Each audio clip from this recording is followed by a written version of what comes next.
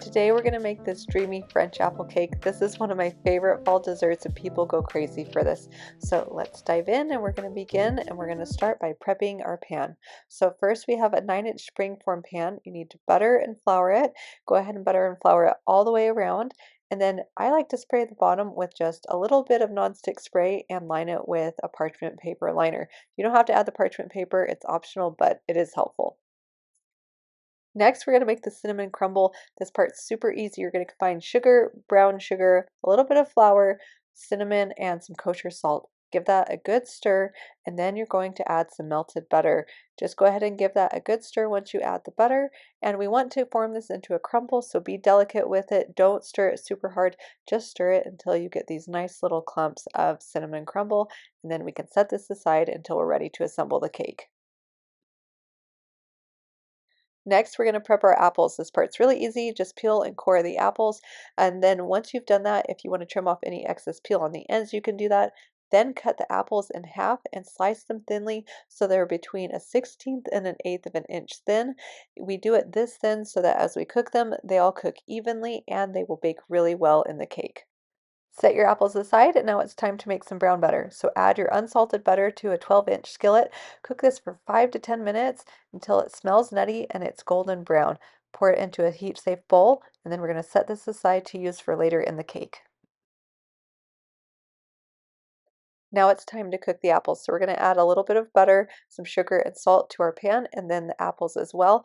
We're going to cook these for 20 to 25 minutes. It's a rough estimate, but what you want to see is that the apples get nice and soft and most of the juices evaporate.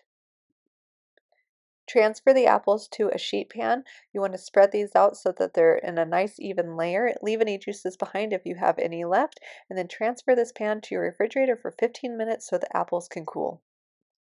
While the apples are cooling, we're going to go ahead and make our cake batter. So we have some flour, baking powder, and cinnamon. We're going to whisk all of those together until combined. Then we'll set this bowl aside and we're going to mix our wet ingredients. So we have 2 eggs, and obviously don't drop your shell in there like I did. Then some vanilla and some sugar, the brown butter, which definitely adds a lot of flavor. Scrape out all of those little brown bits so that they get into the cake batter. And then we're going to give this a good whisk until it's all combined. Next, we're going to add the dry ingredients. Start by whisking them in, and then I like to switch to a spatula just so I can gently fold the batter. That way I don't overmix the cake batter and make it tough.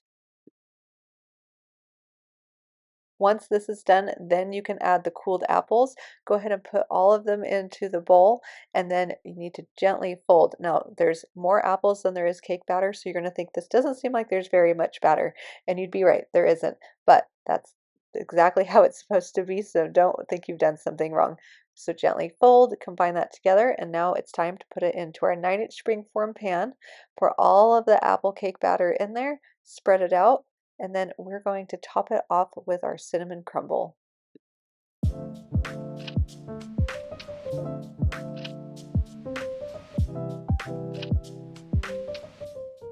Sprinkle the cinnamon crumble all over the top of the cake until you've used all of it. Just gently spread it out so it gives you a nice even coating.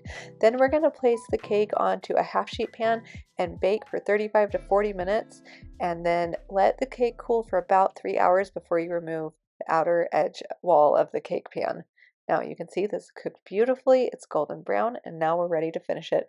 Add a dusting of powdered sugar. This is optional, but I love to add it because I think it's pretty. Then I add a few slivered almonds, also optional, but one of my favorite things to add, just a little garnish. Then we're going to cut a slice, and I'm going to show you how I like to finish it.